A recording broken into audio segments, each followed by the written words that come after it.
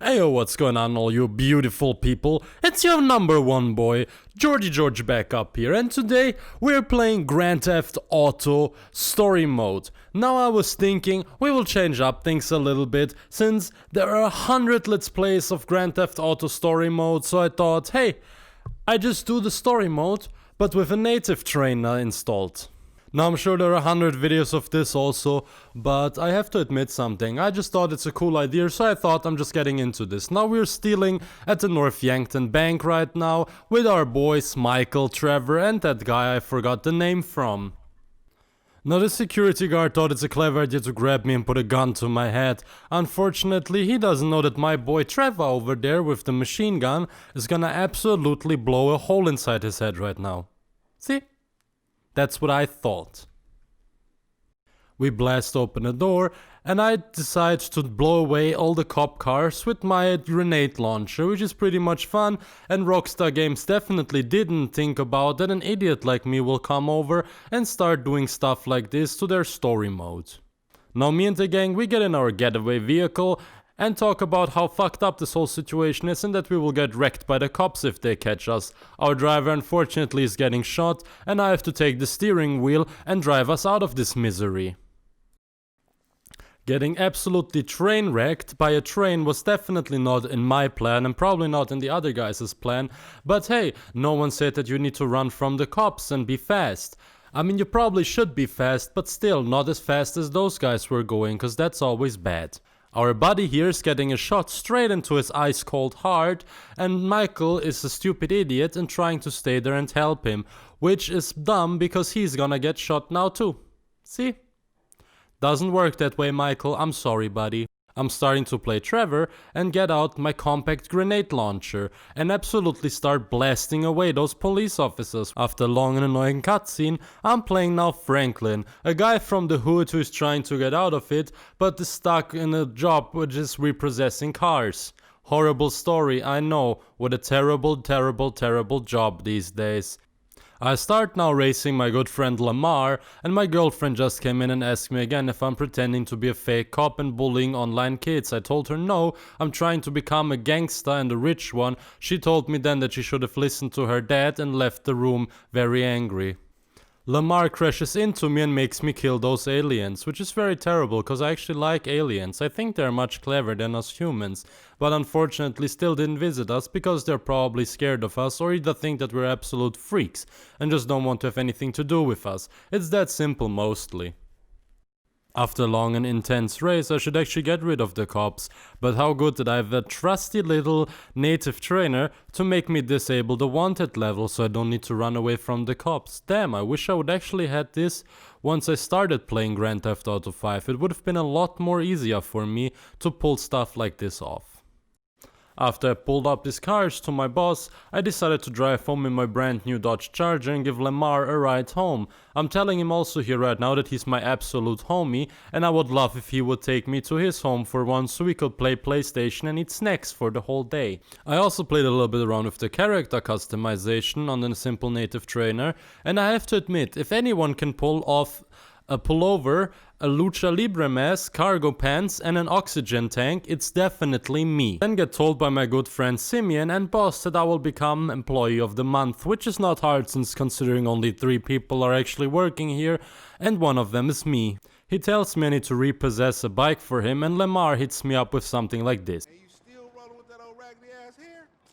Wow, Lamar, thank you very much, you sound just like my mum. Well, anyhow, I spawn myself this sweet ride, let Lamar get into it, and then we continue on our way to repossessing a vehicle for Simeon. After getting there, some drunk guy is trying to mess with us, and Lamar is thinking of scaring him. I have a better idea, and that idea would be shooting him with a taser right in his a-hole. But apparently my taser is making way too much noise and the whole neighborhood is getting alerted, which means the mission fails and I need to retry everything again that I did. After snooping through some storage rooms, the Vargos gang members show up and start blasting us. So I guess the saying is right, curiosity really kills the cat. But not as much as my AK-47 in American style is killing those Vargos gang members. I shouldn't have this gun at this point right now, but hey, that's what this whole playthrough is actually about. I am actually able to have a pretty good shot at this guy, so we don't need to do this whole chasing scene and I just get to repossess the vehicle by myself, and Lamar told me to meet him up at some car wash down Grove Street. But not before I try to pick up some chick by driving into a car and front flipping over it. She wasn't very impressed apparently, cause she just kept running away from me. Well, I guess nobody will ever really love me. After a hard conversation that I'm having with Lamar that I cannot show on YouTube because these two guys use the N-word more times than Tupac and Biggie did together in their life, Lamar tells me that he's taking the bike because we killed the guy, so we cannot get any money from him anymore. I got annoyed by Franklin and whipped out a new character, which is just specified as bartender. Wow, that's a really new way to objectify women, I have to admit. Simeon tells me that he is another repo for me, so I guess we are now getting to meet Michael. I jump over this fence trying to look up this woman's skirts, but it still doesn't work. So I take out my trusty pistol now and shoot that gardener, Splinter Cell, or if you even want Hitman 2 style, straight up.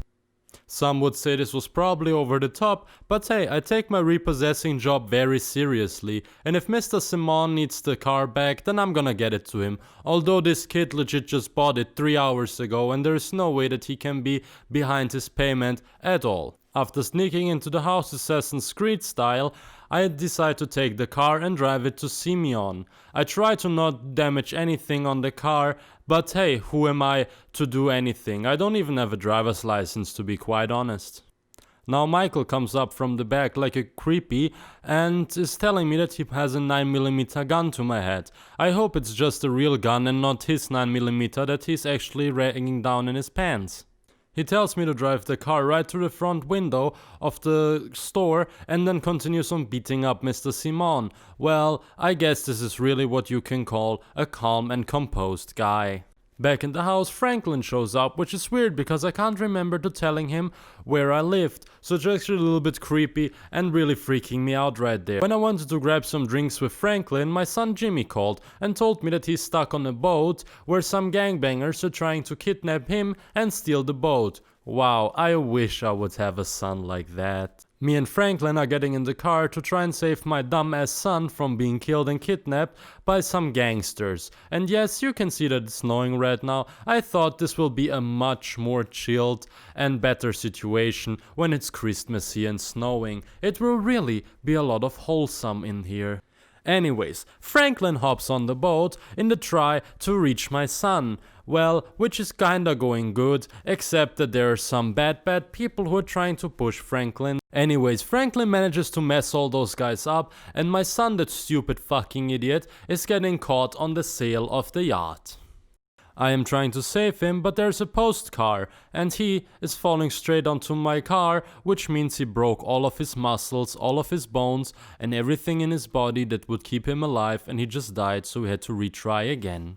Second attempt was way more successful, except with a little teeny tiny problem that my engine started to break down and we had to stop the chase of my yacht, which means it's gone now and I have to go to Los Santos Customs and get my car fixed. Michael is very obsessed about his yacht being stolen, so he tells Franklin that he will take a cab and Franklin should repair Amanda's car.